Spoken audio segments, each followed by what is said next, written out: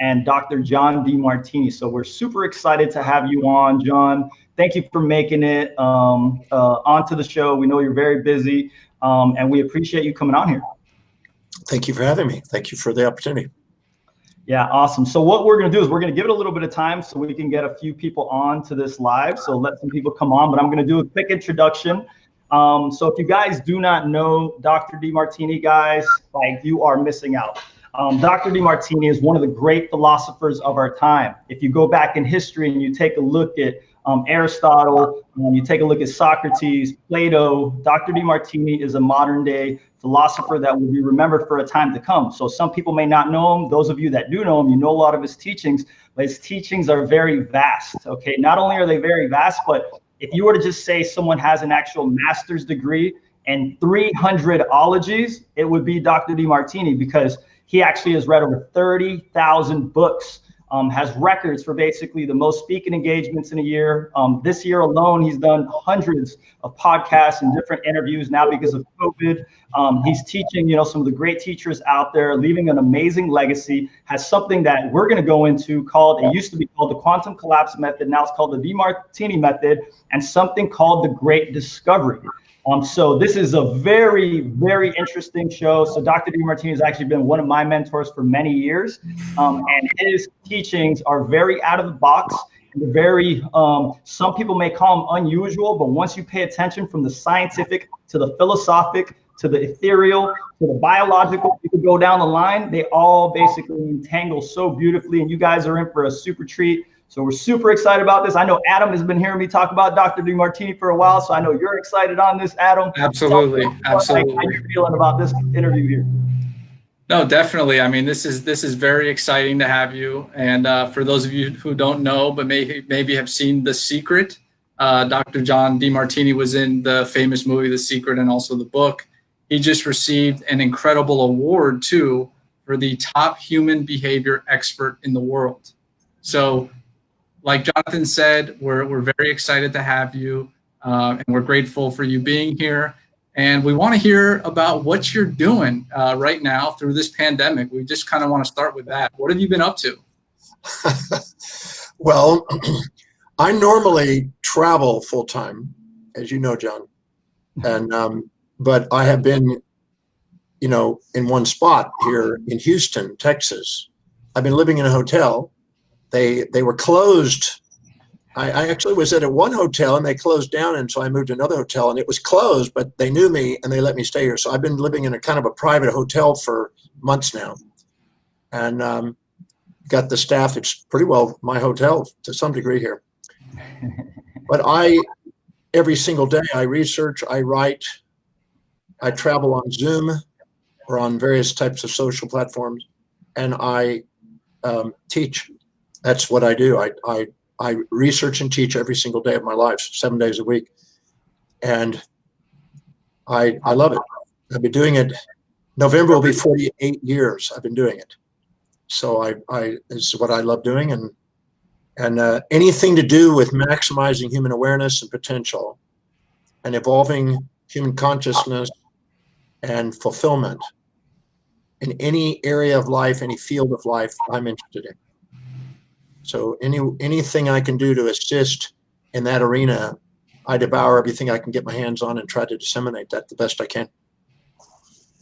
Yeah, amazing. Yeah, so the dissemination of information, especially in today's day and age, is very important. So one of the subjects that I really wanted to touch on, and for people to kind of see, because as we know, the perception is very skewed in the world right now. I would say, and this is something that I'd love to hear your take on, is there's a huge polarization happening right now because of 2020. So 2020 has just hit a lot of people like a bus, but you would also say maybe there's a different perception or a different take on it. So because of all the chaos that is ensuing, is there another side? And can you tell us why is there a polarization happening? And what about this polarization? Can you give us a little of your information on it, if you could? Every human being has a set of priorities, a set of values that they live by moment by moment. And that set of values is completely unique and fingerprint specific to them. And it's evolving. whenever they feel challenged in the pursuit of what they value most, and they feel that there's interference with that, and it's all perceptual, they tend to activate their amygdala, their subcortical regions in the brain, and their animal survival strategies surface. And the animal survival strategies are avoid pain, seek pleasure, avoid predator, seek prey, avoid challenge, seek ease. And they immediately subjectively bias their reality and attempt to get immediate gratification to compensate for the unfulfillment that they're facing. And that polarizes the mind and makes them vulnerable. I think all of us have had moments when we've been perceiving things in a way that's in the way, not on the way, and we get reactive instead of proactive. And that's what's probably happening, because we have an unprecedented change. We're constantly facing change, but we have an unprecedented change that most people are not accustomed to, weren't expecting, weren't prepared for. But ultimately, it has nothing to do with what happens in the world around us. It has everything to do with how we interpret it. We have control over three things in life, only three things: our perceptions, our decisions, and our actions. And we can easily want to blame and dissociate from our own causality and blame things on the outside, the virus, even though a small percentage of people are actually affected by it. Some people get the virus, never have a problem. But we want to blame something on the outside and therefore look for solutions on the outside instead of look within. The power is always from within. So it's never what happens to us, it's what we do with it. William James, the father of modern psychology, said the greatest discovery of his generation, his generation was 125 years ago, was that human beings can alter their lives by altering their perceptions and attitudes of mind. So the quality of your life is based on the quality of the questions you ask. And the questions you ask awaken what's unconscious to conscious levels. So if you're seeing a challenging event and you're not asking the question, how is what's happening helping me fulfill my mission in life? How is it helping me do greater service, provide opportunities? Then you're going to let the illusion on the outside run your reactions on the inside, instead to take command and become conscious of the other side of the equation, because it's like an equation, and find out what is unconscious and bring it conscious on the upsides that's helping you in this so-called crisis. There's a hidden order in the apparent chaos. And all we have to do is extract the meaning of what's happening by finding out how it's serving us in the ultimate. So when something happens, I sent out an email back in March to thousands, tens of thousands of students. And I asked them to write down all the blessings that this is offering. And 17,000 blessings came in, 17,000 upsides. Wow. Wow. I'll give you an example. New Delhi had the cleanest air in 35 years as a result of people stopping driving and people at home. Los Angeles had the same report. Around the world, the pollution levels dropped. People automatically upgraded and went digital, and the entire digital evolution was expedited in ways that we probably would have taken another few years. People got entrepreneurial-like and came up with things and went and educated themselves online, interacted with their families, had less transport lost time. I could go on and on and on with the upsides. And if we don't take the time to balance the equation of our perception, we see things in the way and not see things on the way, then the world on the outside will dictate our destiny instead of the visions on the inside. I said on The Secret, when the voice and the vision on the inside is louder than, more profound than all opinions on the outside, you master your life. Now, with that said, if we're reacting, and social media and regular media likes to sensate, they like to take the things that are extreme and sensate because they get ratings. But if you listen to that and get swayed by that, you'll become more polarized instead of the highest priority action you can do to be of service to people. Right now, there's thousands of new opportunities for entrepreneurs to fill new niches. And the individuals that are not succumbing to the world on the outside, but actually using the experiences as an opportunity. See, if we compare our current reality to what it was in the past, or what we fantasize and hope it will be in the future, instead of actually honoring what it is and finding out how what it is helping us, we'll be uninspired and depressed because our reality isn't matching our fantasy. But if we stop and reflect and ask, how right now, with what's happening now, how can I use this to my greatest advantage? How can I serve people with it? How can I fulfill my mission with it? And answer it, be accountable to those answers, creative ideas and innovation occur. It's challenges that inspire us, that we pursue, that wakes up genius and innovations. And this is an opportunity for incredible innovations. And it's happening. Thousands of innovations are coming about right now. I'm reaching people that I've not been able to reach. I was doing one of my signature programs, the Breakthrough Experience, which I've done 1,109 times now. And I had people in Mongolia, Madagascar, Tibet on the program. Crazy. And normally they don't come unless they're in London or the major cities that I travel and do programs in. Now I've got a nest egg everywhere. And so that's the beauty of it. And instead of me flying, which is more pollution, I'm now flying on Zoom or on whatever media that we're using, the platform today. Perfect. So I'm a firm believer that you can be a victim of your history, you can be a master of your destiny. And the quality of your life is basically by the questions you ask. If you ask, how specifically is this helping me fulfill my mission? And what is the highest priority action I can do today to move me one step closer with the resources I have and the experiences I'm facing? How is it helping me, and how do I more efficiently serve people? You will turn this into an opportunity and innovate and possibly create something new, which it's wiser to be a leader of something new than a follower of something old. Beautifully said. And you covered some amazing topics. And I think we can all sort of take this time to look within and focus also on our subconscious mind, because our subconscious is built with a lot of things that sort of have been built up from the past, and also things that maybe we see from digital media and the news. And, if you take in all that information, it becomes cumulative. And as much as you want to think positive and, have mantras that begin your day, you still have your subconscious mind that has taken in all this information over time. So my question to you is, what are some actionable items that people can implement in their day-to-day routines to help them work on their subconscious mind, to sort of look at this as an opportunity to improve their lives and to see this as part of a betterment of their own lives and of service that they can provide to others? Well, the first thing I would say this: if we don't fill our day with high priority actions that inspire us, it's going to fill up with low priority distractions that don't. That's the nature of entropy.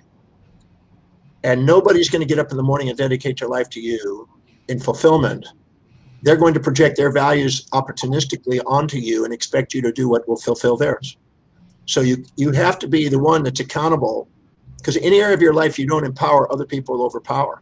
If you don't empower yourself intellectually, you'll be told what to think. If you don't empower yourself in business, you'll be told what to do. If you don't empower yourself financially, you'll be told what you're worth. If you don't empower yourself in relationships, you'll be doing honeydew things around the house you don't want to do. If you're not empowered socially, you'll be told propaganda and misinformation in media. If you don't empower yourself physically, you'll be told what drugs to take and what organs to remove. If you don't empower yourself spiritually, you'll be told some dogma that's antiquated, that's manipulative. Wisdom is taking command and prioritizing your life and asking yourself what truly is the highest priority action I can be doing at this moment, and do that in a chunk down small action step, because baby steps make big dreams. Piggy banks become biggie bank. And then ask yourself, make a list of everything you do in a day, because there's a lot of majoring and minoring and minoring and majoring going on. But look at what you're doing in a day. Write down everything you're doing in a day.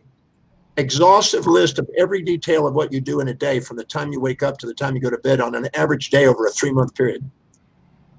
Next to it, in the next column to that, after that column's been listed, right now, what does it produce per hour? And take a look at what you're actually doing. Are you doing something productive that serves people, that people are willing to pay for, that gives you an income so you can not be distracted by economic woes? Because it's about service. Fulfillment comes from serving people. about meeting people's needs. And there's never a lack of needs that need to be met, no matter what the environment does. And if we are adaptable and resilient and we care enough about humanity, we'll keep current with what those needs are and keep doing what we can to fill those needs. So if we make a list of all of what it produces per hour, it can help us prioritize what our actions are to be each day. The third thing is, what is it meaning it provides? Because if it's not meaningful to you, you won't sustain it. You won't be inspired to do it. And you won't have the enthusiasm and inspiration that when you're doing it, people want to be around you to keep engaging. The next column is, what does it cost to delegate it? Because if you're not delegating lower priority things and sticking to high priority things that contribute to people's lives that earn great incomes and earn enough to pay for the delegations, you'll be trapped doing low priority things which depreciate you and make you uninspired by life, and then make you go into the amygdala and then look for fantasies and then make your life, in a sense, depressed. And the next column is, what is the time actually spent on this? So you really narrow down how you're actually living your day. And the last one is prioritization. And what you do is you then finally prioritize this by looking at the highest priority things that produce the most, the things that produce the most meaning, and the things that allow you the biggest spread when you delegate. And that'll give you an idea of what is the most important thing to be doing with your time. And you can sit there and BS yourself, or you can get grounded and do this exercise. It'll take an hour or so. This hour exercise will give you direction and clarity allows creativity, and scatteredness makes you react in the amygdala. So that's the first step. The second step is, anything that you perceive in the way, ask yourself, how specifically is it helping me get where I want to go? There were 7 questions that I found very useful in life. Number 1 is, what is it you would absolutely love to do in life? Because if you're not doing what you love to do, your vacation has schizophrenia. And you have Monday morning blues, Wednesday hump days, thank God it's Fridays, and week friggin' end. And you won't have your vocation, your vacation. I do what I love every day. I've delegated everything else away.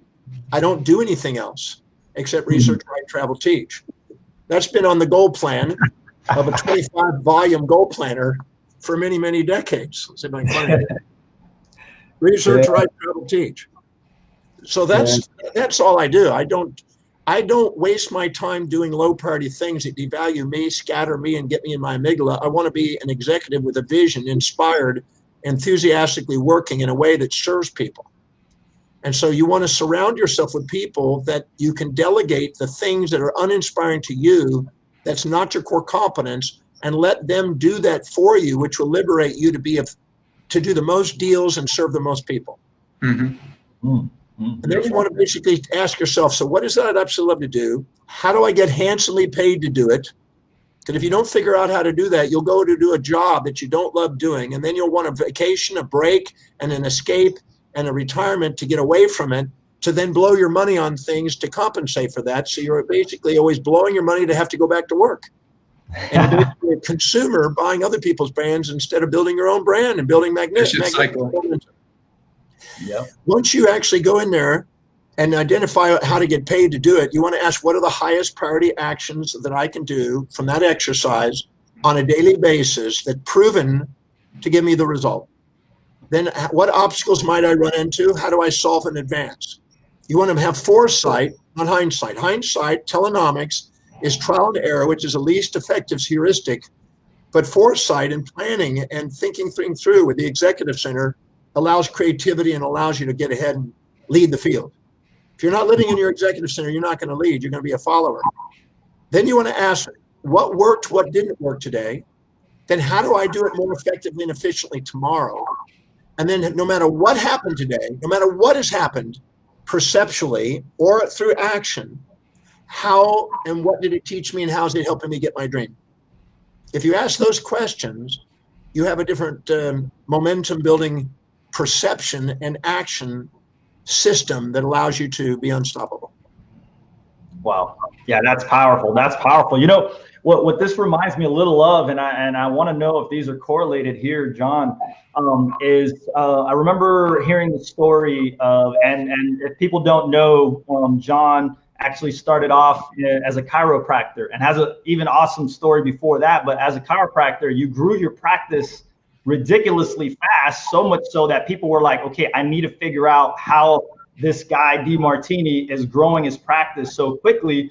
Were you actually using these principles that you're talking about right now to grow this practice, or what was it? Because we have a lot of entrepreneurs, businesses, startup companies that watch this, right? So people want to know about, also, they don't just need, at Pitch Investors Live, we help people get funding, from either venture capitalists, angel investors, stuff like that. But where we come to realize, a lot of them, they don't need funding. They need fundamentals of business. So what were some of those fundamentals? Are they the ones that you just mentioned, or what were the fundamentals that got you to grow these practices so quickly, so much so that people even wanted to come pay you to hear you speak on this subject? Well, I read a book when I was 27 years old called The Time Trap by Alec McKinsey. And that book summarized, led me to what I just gave you. Those 6 columns, the steps. But I also realized that if you don't fill your day with high priority actions that inspire you, it's designed to fill up with low priority distractions that don't. And so I had to be accountable with a checklist of sticking to what I was to do, and put checklists together for other people that I was delegating to so they would stick to priority. And we were holding ourselves accountable to live by priority to get things done, because that's where you excel. And we had to realize that our job is to do what's inspiring to us in a way that's also fulfilling to others. And we have to find out and be really conscious and not make assumptions and projections of what we think the market wants and what we think the customers want, but actually meet the customer's needs. And once we do, the demand's there. And what I did is I figured out a way of delegating things so I could do what I did most. In my particular case, and when I was in practice, was the most effective thing I could do with my hour was going and speaking in front of an audience, leveraging myself and letting people know about my service. And then leveraging myself through television, which I had a television show back in 1983. And I started leveraging it through television, radio, and live presentations. And that leveraged it. And then I hired doctors to assist me in actually implementing the actual clinical applications, which I trained them. So my role was inspiring, educating, and training. And I realized that it was about mindset. And I realized that I would probably be wiser to be using that than be sitting there doing clinical cubicle activities, because it would be actually less productive per hour for me to do that. And that led me right out of the practice, which was the plan originally. I was going to practice for so many years anyway. But it led me out of the practice and onto the stages to help other practices around the world do that. So we launched very efficiently into larger speaking engagements where thousands of doctors were available to be then shown how to be more efficient, because a lot of them were clinically competent, but not time efficient and not business, savvy. And another thing, I'm going to say something that may rock some things and stir up some feathers here, but perfect. I learned a long time ago a very important principle about money. And I'm assuming that somebody's listening here is probably going to be interested about wealth building. Most people. Circulates through the economy from those who value it least to those who value it most. But don't consume, whatever something that you really value, that's high in your value, you're objective and strategic with. And whatever's low on your value, you're impulsive and immediate gratifying and seeking. And so people that really value something are not going to, they're going to follow Buffett's idea that rule number 1 is don't lose your money. Rule number 2 is don't forget that. They're not going to gamble their money away. They're going to be strategic, because an individual that really values wealth is only going to take what they earn and they're going to buy assets that work for them instead of consuming liabilities that they work for. You're either a slave to money where you're buying consumables and looking for immediate gratification, or you're a master of money buying assets that now work for you with compound interest. Compound interest is one of the most magnificent things that's ever been allowed in the world. I'm amazed at what I get to see because of compound interest in my accounts daily. So the first thing is you want to make sure that you really truly have a value on wealth building, because many people confuse lifestyle with wealth building, and many people selling wealth are selling lifestyle gimmicks. They're selling the fancy this, the fancy that, the fancy this, instead of actually the boring asset accumulation, which then buys you those things. I've had the penthouses and the Rolls Royces and stuff. I live on a massive ship and stuff, but that's not because I did that first. It's because I accumulated my wealth and let my wealth buy that and live that way. So immediate gratification usually costs people. There's videos online right now of some of the most powerful celebrities in the market out there that have lost their fortunes because they've lived beyond their means and they haven't really grounded themselves on wealth. So the first thing is wealth circulates to the economy, money from those who value it least, those who value it most. If you do not really truly value wealth building, it's going to pass through your hands to somebody who does.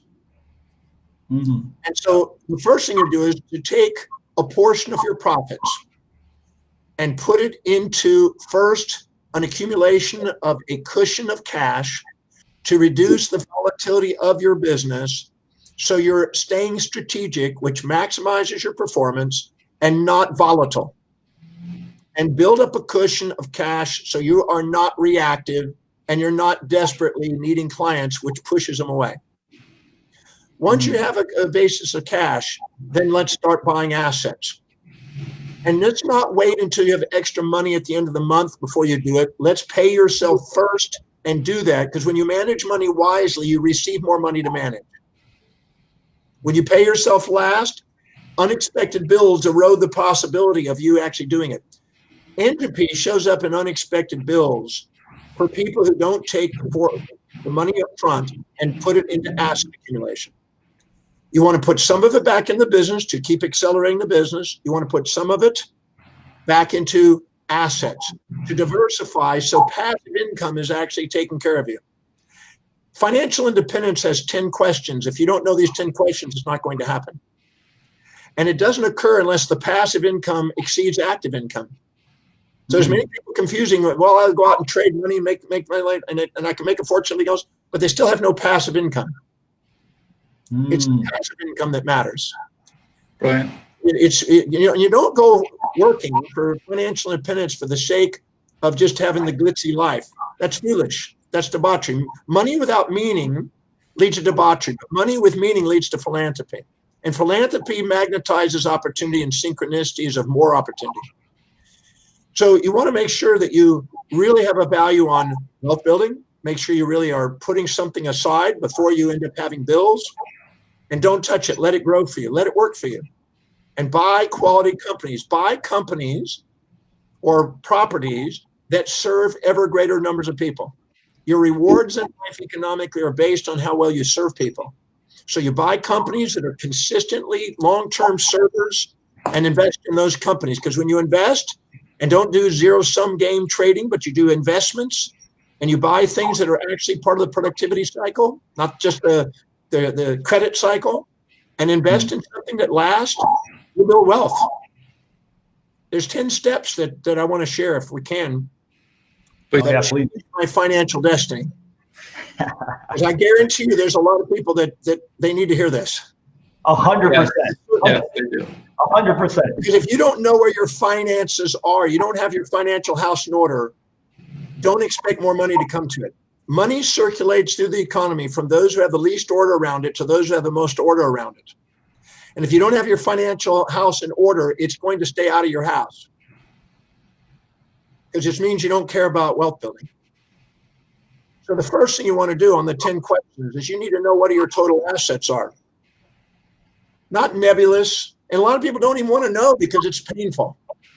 You need to know where your assets are. Yeah. Exactly pinpoint what it is to the center, to the penny. Number two, you need to know what your liabilities are, if there's any outstanding. If there's no liabilities, then you don't need to do it. But most people still have liabilities that are entrepreneurs, young entrepreneurs probably. Of course, yeah. Know what your liabilities are. Number three, know what your total net worth is. That's your assets minus liabilities. And get clear. If you get in an Uber and you don't know where you're starting from, you don't know where you're going, and there's no way they're going to know how to get there. You need to know where you are right now. You can't be nebulous here and can't be nebulous about what you want. You have to be clear about where you are right now and face objectively the truth about your position. Because otherwise you have a fantasy or a delusion and you're comparing your current reality to fantasies. It leads to depression and self-depreciation. So find out where you are. The next thing is, what exactly do you call financial independent? What exactly is the annual passive income required to live the lifestyle that you're saying you're going to live? It can't be nebulous. It can't be, oh, you just want abundance. That's nebulous bull. What's the number? You, without a targeted direction and a targeted number, you have nothing to shoot for. It's nebulous. I had a gentleman when I was 27 years old make me ground myself with these 10 questions at 27. And that was the day my financial trajectory changed. When I got grounded and real about what I was going to do. Once you define what that is, let's say 6-digit something or 7-digit something, whatever that amount is, the next question you need is, what is the average interest rate you can earn on your knowledge of investing? Whether it's buying properties and rental properties with capital gains, or whether buying stocks and shares with capital gains and dividends, or buying art, whatever your form of investment approach is, what is the average yield, conservative yield that you can guarantee by the average mean of that investment?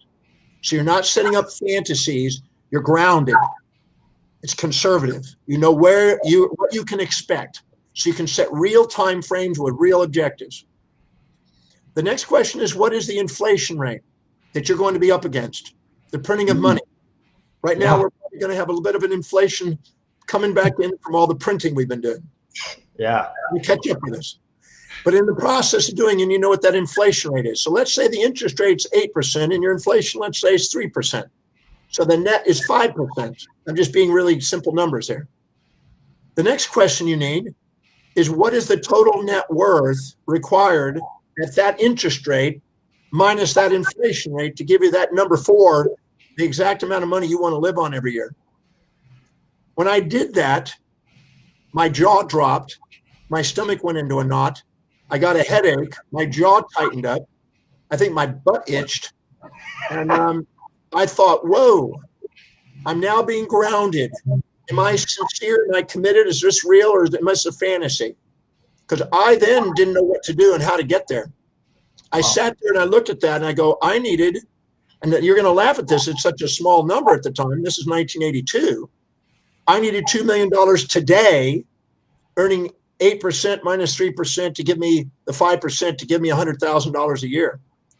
Now, I wouldn't want $100,000 a year. I earn way more than that today, 30 times that per year passively. But at the same time, that was what I set out for at the time. Wow. But in the process of doing it, I got grounded and I realized I need $2 million in the next 24 hours if I want to be financially independent. And I thought, how in the hell am I going to get $2 million? I'm saving $200 and I'm paying off mostly debt. So I sat there and I went, I could do $1 million and $1 million in 2 days. I couldn't think of a strategy. I could do $500,000 over the next 4 days. Couldn't think of a strategy. $250,000 over the next 8 days. Couldn't do a strategy.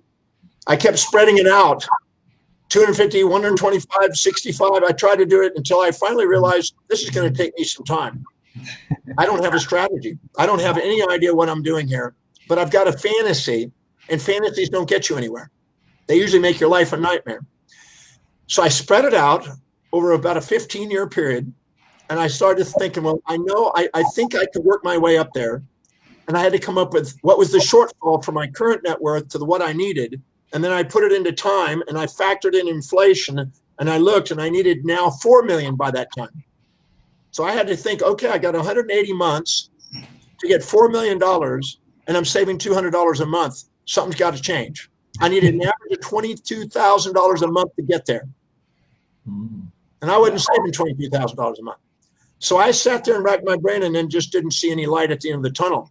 And then something popped in my mind.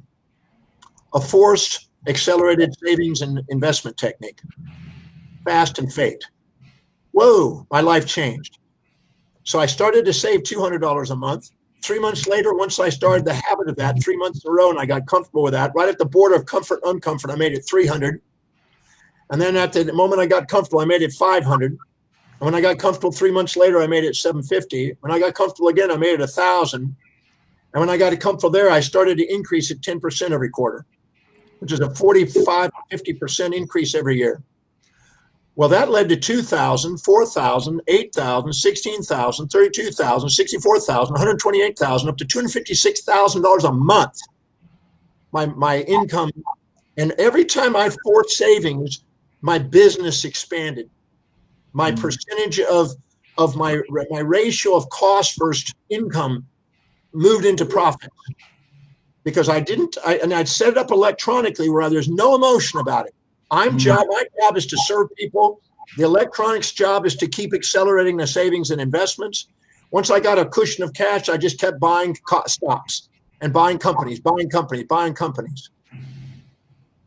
And that one set of 10 questions made me fortunate, because it was not some fantasy. It was not some nebulous thing. I needed a direct target I was shooting for. I needed to know where I was coming from. I needed a strategy on how to get there. I followed the strategy incrementally because I felt I could keep learning and keep advising and keep educating myself. So I learned more efficient ways of getting higher interest rates. I learned more efficient ways of investing. And I learned how to build my business more effectively. And then every quarter when I was raising the savings, I did that exercise. What are all the actions I'm doing? What are the ones that produce the most? And I kept delegating layer by layer by layer until I do only research, write, travel, teach today. And I delegated everything else off the plate. So I haven't driven a car in 30-something years. I haven't cooked. I don't do anything, no administrative, no nothing. I don't do anything except research, write, travel, teach, what I do and what my core competence is. And I built a fortune doing that. And that way you get to do what you love, and you're tap dancing to work, as Buffett says. You're doing something you are inspired to do on a daily basis. And entrepreneurs, if they learn that art, will go amazing places. But they got to value themselves, because until they value themselves, no one else will. Yeah. Wow, a lot to unpack with that for sure. But my personal takeaways from just about everything you've discussed are, I'm like a theme. I stick to my themes. And one is sort of clarity, the clarity of your values, going through, spending the time and actually putting pen to paper. And theme number 2 is holding yourself accountable and doing this on a daily basis, which also goes into theme 3, which is discipline. So having, seeking the clarity, holding yourself accountable, and disciplining yourself.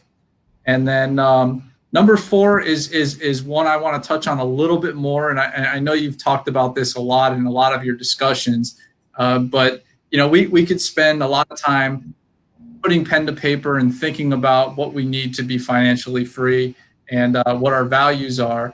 But at the end of the day, it boils down to service.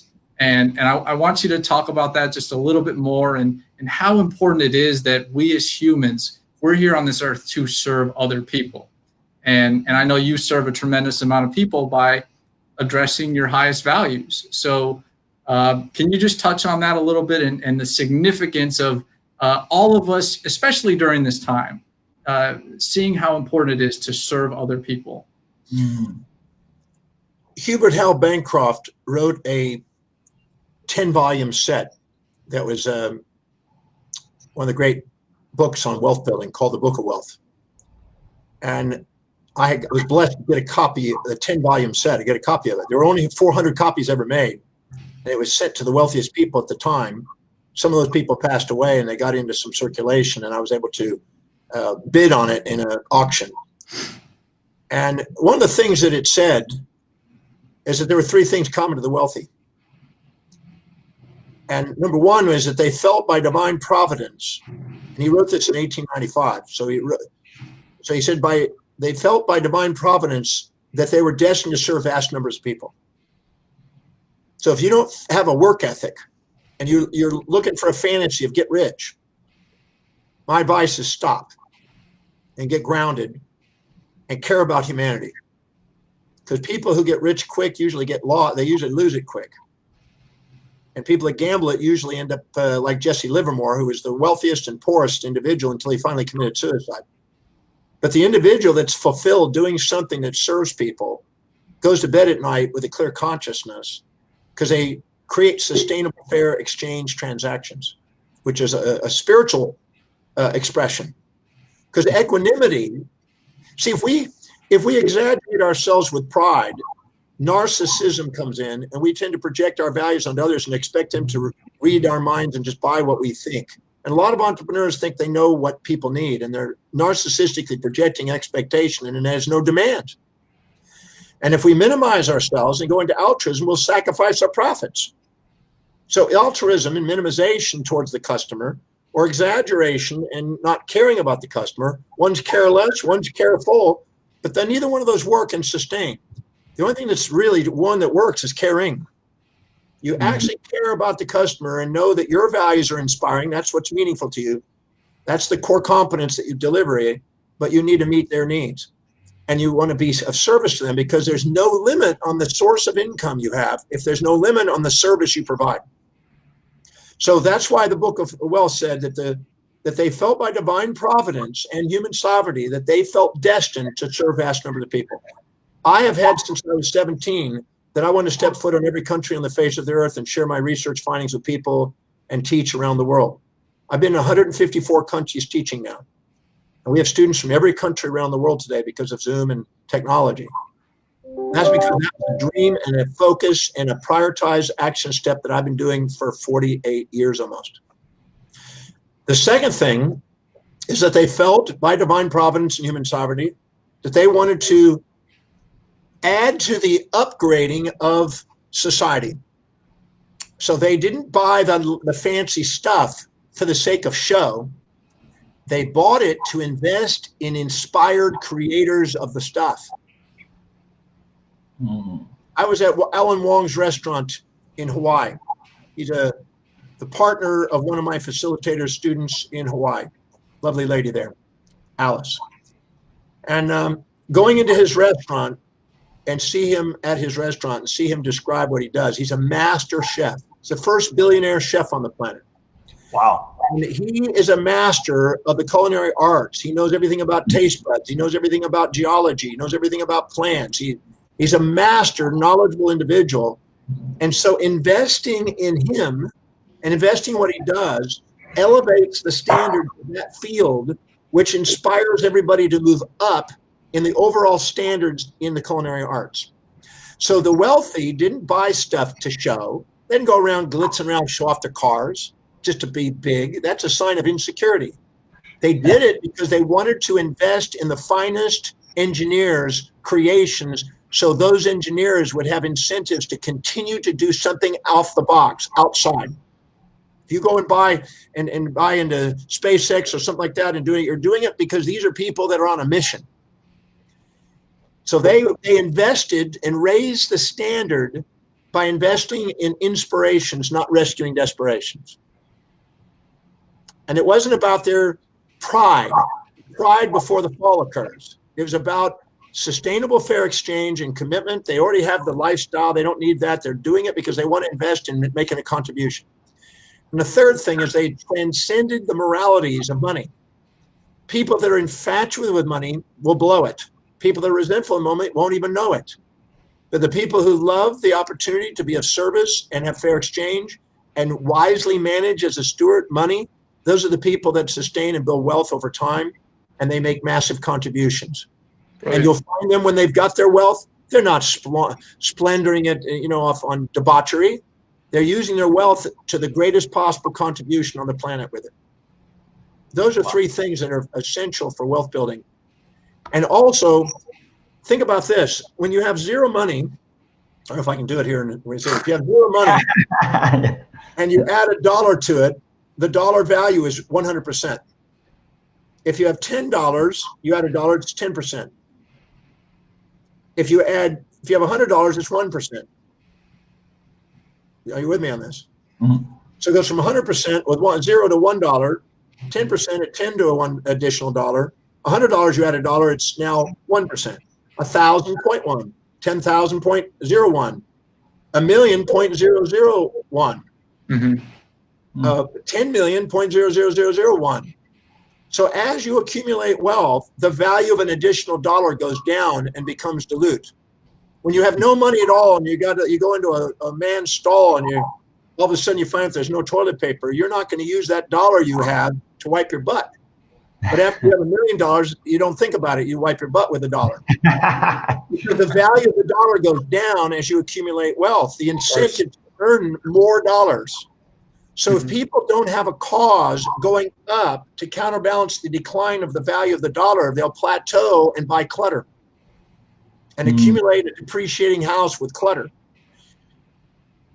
But an individual has a responsibility to continue to grow wealth, to continually create a financial cause that they will use to leave their legacy with, that means something to them, that will want to go and keep doing something that serves. So you have the responsibility of being, in a sense, on a cause to serve at the same time as a cause to deserve. Your contribution and receiving. And when you maintain those in equanimity, you have sustainable wealth building. So that's our responsibility, to consistently ask, how can we be of great service to the planet? And there's no reason, there's no limit on what that can be. Yeah. Wow. That was amazing. Super cool. So that actually partially answered a question that I wanted to get into, and great question, Adam, and beautifully responded. And it's a question I just had last night with a couple of friends, and we were talking about self-worth and value, right? So we were talking about self-worth and value when it comes to making more money. And I remember I gave a little mini story about when I was I started a marketing agency about 10 years ago. And I started off literally at the bottom of the barrel, like charging so little, it was ridiculous just to get these jobs, where it got to a point where I was like, I'm working way too hard and I deserve more. That one day I literally said, I'm going to go ahead and I'm going to charge double, because I can't do this anymore. This is not sustainable. I'm going to charge double. And what I realized that happened when I did that is, first of all, no one blinked an eye. I got more business. I now actually felt good about working with these clients. And that's where my trajectory started to go up when I finally realized that. So that was based around the conversation. So can you talk a little bit about self-worth and value and how that can help you go to the next level, when a lot of people right now are not just plateauing, but some people are going down. So even during this pandemic and everything, can you talk about that subject and how they can raise that value and that self-worth? Yeah. When I was 23, I was teaching classes every night in my apartment.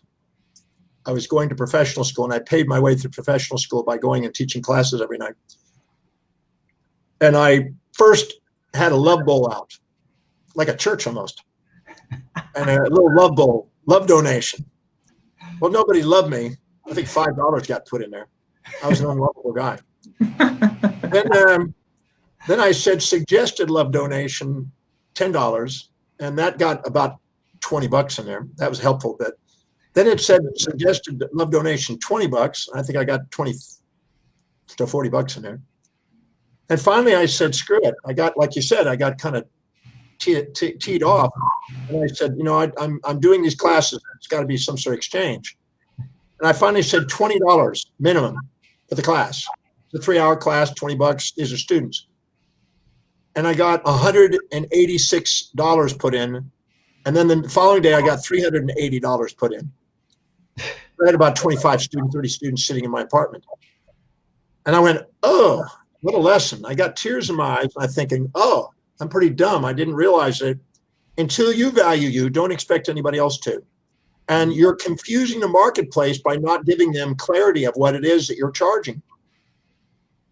Have you ever had a relationship? And pardon me if there's a woman listening, but have you ever been in a relationship and had a woman punish you until you guess what's on their mind and what they're expecting? Not easy. Must be a joke. But what happens is that's what we're doing to our clients by not defining and making it clearer to them what it's worth. Now, with that comes the responsibility of delivery. You won't sustain it if you're not delivering something that they perceive that value in. It's got to be a fair exchange or it won't last. So I created a little form way back in time, back in my 20s, I wrote down benefits, advantages, features, utilities, services, and value. So benefits, features, advantages, utilities, services, and value. And utilities. I put all those 6 things across there, and I wrote down, what am I providing? And I made a commitment to come up with 30 benefits of that service, 30 utilities of how they could use it in their life, 30 values that it will fill, 30 advantages over somebody else doing the same thing. And I became aware, because until I valued it, it wasn't as easy to sell. But I had to then write it in how is it serving them. If you write down 100 benefits to your client of your service at the new fee you want to charge, and 100 drawbacks to your clients of the old fee that you were charging, you will have a conscious clarity about charging more, and you'll move it right up. And the moment you don't have any part of you fighting the fee, they don't have a problem. The people on the outside are reflections of you. If you don't value yourself, they're not going to value it. They're going to give you they're going to bite you if you're hesitating. If you can't look them straight in the eye, and that's my fee. They'll bite you to let you know, get clear about your fee. And once you're clear about your fee, you get it. And then what you do is you incrementally raise it. And if you incrementally raise it because you had it too low, you got it where it was, and then you incrementally raise it based on your confidence and your knowledge, and every time you gain new knowledge and new skills, and every time you've got new testimonials of people's lives that are changed, you raise it. You value it. I raised my fees as a speaker from $700 to $30,000 on speaking for my presentations. And I got it, and it just kept growing, and now it's opportunities around the world for it. So I just kept doing it incrementally, and as a result of it, people paid it. And you end up shedding like a snake skin. You shed one layer of clients, and you get a new layer, and you shed those, and you get a new layer. And I always said that when 33% of the old clients, when you want to raise the fee, when 33% of the old clients are now gone, you're in the new fee. So I just did a transition and realized that I look back at my life and I realized I'm not hanging out with everybody I hung out in kindergarten class with. I'm not hanging out with all the first graders. I'm shed son. And I'm heading out. I'm resonating where I am today. And what we do is we get attached in fear of not fitting in, fear of rejection, we have 7 fears. The fear of not being smart enough, intelligent enough to deliver. The fear of somehow failing at it and not succeeding at it. The fear of not making money or losing money at it. The fear of losing loved ones or respect of loved ones doing it. The fear of rejection if we do it. The fear of ill health, death, or disease and not having the vitality and health to do it. Or the fear of somehow it's not moral. And those things put a wall up. And it's nothing to do with anything but us subordinating to outer people that don't have a value on wealth building. It's really quite interesting. We only subordinate to people we look up to. And if we look up to people and admire somebody that doesn't have the values that we're striving to fulfill, we're going to end up having, quote, limited beliefs. Limited beliefs are nothing more than the injected values of outer authorities that have not been selected and not been consciously aware of. And once we get clear about that, we can own those traits. In the Breakthrough Experience, I teach people how to own the traits of these people, level the playing field, and stand on their shoulders and don't live in people's shadows. And then you give yourself permission to go to the next level. Brilliant, brilliant. So we're coming up on an hour, and we want to be very respectful of your time. Sort of the last question that I have for you is, we're here on September 3rd, 2020. And for a lot of people, they're going to look at 2020 as the year of COVID-19, the rising of Black Lives Matter movements and protests and all the things that we politics a major election coming up very soon, and I have a feeling that based on the wonderful content you provided today, that there's going to be a lot of people watching this video for years to come, and we're very grateful for that. So if you could leave the viewers with some final words of wisdom to make this a memorable year, a memorable time for them, for good reason, and for allowing them to have their personal breakthrough at a time when everybody sort of looks at this as such a negative time in history. Well, you can be a victim of your history, or you can be a master of your destiny. If you fill your day with high priority actions, you become master of destiny. If you allow yourself to run the story of the external world running your life, you're going to be a victim of history. Tonight or today, get a piece of paper or get your Apple computer or get whatever you work on and write on, your pad, and write down all the blessings that are happening right now in your life. Because when you're grateful for what you got, you get more to be grateful for. and you're ungrateful for what you got, you're pushing opportunities out of your life. Gratitude, anything you're not grateful for is baggage. Anything you're grateful for is fuel. So stop and quit running the story. Stop the story. People want to run a bull-ass story. Yep. And it doesn't get you anywhere. And blaming doesn't get you anywhere. Being accountable for your perceptions and asking how specifically is whatever's happening right now, how's it helping me fulfill my biggest dream of contribution on this planet? Bill Gates asks a simple question every day. What is the greatest service that I can do today with the resources I have in the most effective and efficient way, in a way that inspires me? You do that every day, pow. And you ask yourself, do you want to shine or you want to shrink?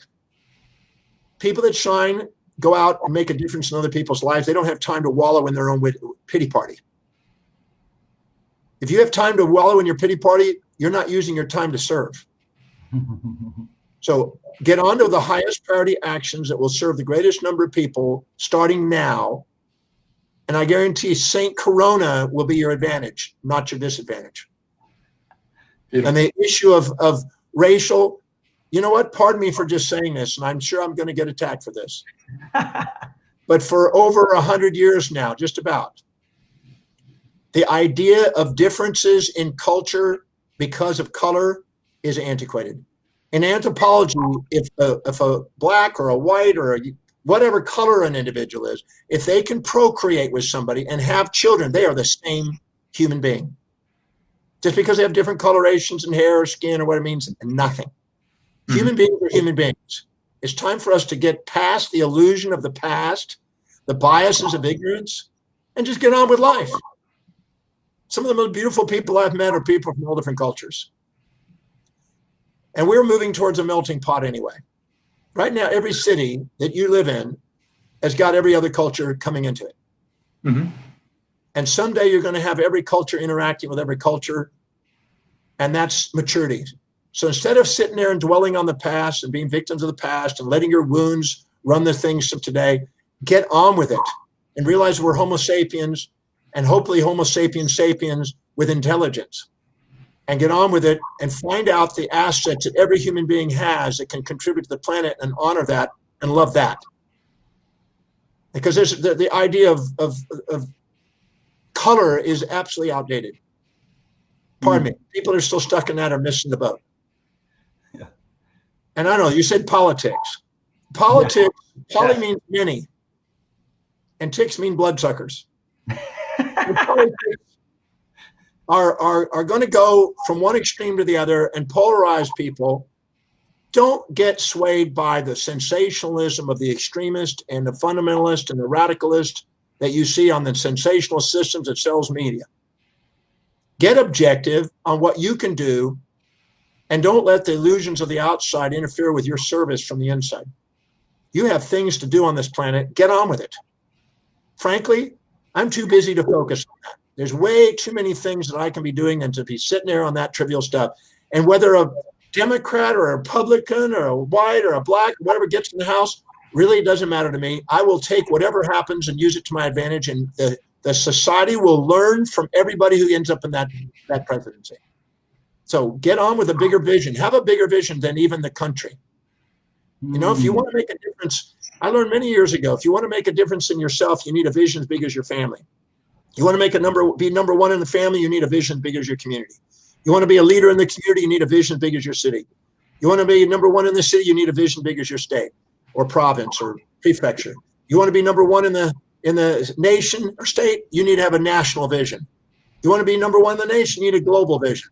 If you want to lead the world and have an impact on the global and have a terrestrial impact, you need a celestial astronomical vision. And that comes from the essence of the soul that loves and doesn't get caught in the trivia of biases, subjective interpretations, and trivia. It's wiser to get focused on what you can do to serve people and stick to priorities every day. Give yourself permission to shine, not shrink, and give yourself permission to do something extraordinary on the planet and not be ordinary. Yeah. Thank you. Wow. That was amazing. So, man, that was like freaking. This stuff right here, guys, is wisdom of the ages. You know, this is not stuff like one of the things that and I'm going to mention this last thing here, and maybe you can give us a little information where people can follow you, John. But one of the things that you talk about is like inspiration versus passion. You know, like inspiration versus passion, and then having like a philosophical landscape. Oh, I think we just lost John for a quick second. What did you think about that, Adam? What did you think about that right there? I mean, like, there's a lot to unwrap from that, but I can tell you that, I mean, if you're watching this video live or the recording, I suggest, because he talks very fast, going through piece by piece what he said, because it's so valuable. And they're actually actionable items that you can implement like right now, which I think is very key for people that just need some help. They need some guidance, and they need to get away from the news, the digital media, all the negativity that's going on, and they need to, kind of look internally and figure out how they can serve people. Really, what about you? Yeah, no, I mean, what I'm seeing here, and especially that last part about self-worth and value, guys, like this is one of the things that people don't realize sometimes is not what you do, and it's what you embody. You know what I mean? And that embodiment within itself can get you to the places of where you're going. And one of the things that John said was lead the field, right? So actually Earl Nightingale had an amazing talk, if you guys could check out. It's called Lead the Field. And one of the biggest things that he talks about that and some of his other teachings is about knowing exactly where it is that you're going. Okay, so pretend you're a captain of a ship. So pretend a captain from the ship is going from Europe to the United States.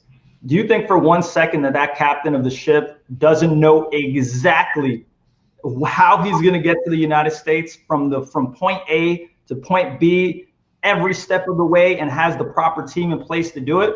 He doesn't even think for 1 second that he's not going to get over. This isn't Columbus that is going over to uncharted land or anything. This is like knowing exactly where you're going, and not for 1 second will he think that he's not going to get there. And then yes, things can happen on the way, like storms, and like hopefully no icebergs, like stuff like that get in the way. But you'll be able to have the vision to be able to get through these things, and that is going to happen by having that exact formula to get there. And to me, that was like one of the really powerful things that he's talking about. In addition to self-worth and value, it's going to get you whatever it is that you want. And this is beyond what people talk about: strategy, knowing Facebook ads, getting funding. People are not learning that philosophical foundation that is going to get you to catapult from whatever the hell the circumstances are in the world. So that's kind of what I got out of it. Yeah, and I think the biggest piece is also, not to think in things or plan things in the abstract, to actually get into the details, like specifically, write down exactly what it is that your values are, what it is that, the amount of money you think you can make to make yourself financially free. And interest, and literally taking every step that Dr. Demartini talked about, writing it down, spending the time to do it. And it really, when you think of it in the grand scheme of things, can you not spend an hour of your life writing this information down? And most people won't do it. I guarantee you, if we polled people a month from this video and we asked, did you take the steps that Dr. Demartini talked about and actually write them down? Did you implement this? And most people won't do it because they're just going to go back to their day-to-day lives, and we probably will as well. But this is stuff that if you can just hold yourself accountable and discipline yourself, you can receive so much clarity, so much good can come from it. I mean, I know I took a ton of notes today. And I definitely will be implementing a lot of these steps. So I hope for the people watching right now and the people that are watching the recording, let us know what you think. Let us know what else you'd like to see on this podcast. We're not sure if Dr. Demartini is going to come back today, but we're very incredibly grateful for the time that he did give us. He typically charges $10,000, $20,000 for a presentation like this. All I know, first of all, if he had a presentation, I mean, he said he speaks, 30,000 and above that now for speaking engagements. Personal ones probably range from like 3 to 5K, like per hour or whatever it is. So guys, think about this for a quick second. What Dr. Demartini just launched, I personally had personal consults with him, which are quite expensive. And the value that he just dropped right now, if you guys were to literally, I know people out there that are charging other people $1,000, $5,000, even to $10,000. There was literally more value in this right here that if you go and directly implement what he was talking about and those questions and do that, the different columns, that is literally worth more than they were. This is no joke. Like, and I'm a subject of matter with all the stuff that he's done in the past, and I know what he's done and the results that it can have. So if you guys can actually go and do this stuff, I'm literally going back and doing the exercise again myself, straight up. You know, and maybe Adam, you can hold me accountable. Yeah, vice versa. Maybe you and I will come back on in a month and we'll just talk about it. You know? Yeah. And the whole accountability is huge. So that was super amazing. And Adam, you're asking some great questions, man. You too, man. You too. I was just like, yo, let Adam, he's asking the right questions. This is your first time being able to speak to him. I was just like, I loved it. I thought it was awesome. You know what I mean? What a great interview in general. And like, guys, one last thing for everyone also, because he didn't get to introduce, basically, if you want to know more about Dr. Demartini, his website is drdemartini.com. He has something that everyone that comes into our organizations, they have to fill out this questionnaire. It's basically the values determination process. It's free, okay? And it's on his website. You can see it right below here, Dr. Demartini, and it's called the values determination process. It's free. It's one of the few things that he gives away for free. And it's 13 questions that will change your life. And then just follow the stuff that he does. You know what I mean? Like he's giving so much value to the world. Like, you know, make sure that you guys follow him, Instagram, Facebook, get into his list and stuff like that, you know, and it was a pretty damn good show. You know, I enjoyed it very much, Adam. Me too, man. Me too. Great job. And look forward to the next one. So thank you guys for tuning in. And we appreciate all the feedback from you guys as well. Thank you. Have a great one, everyone. Take it easy. Take care, guys. Pitch the world, fam.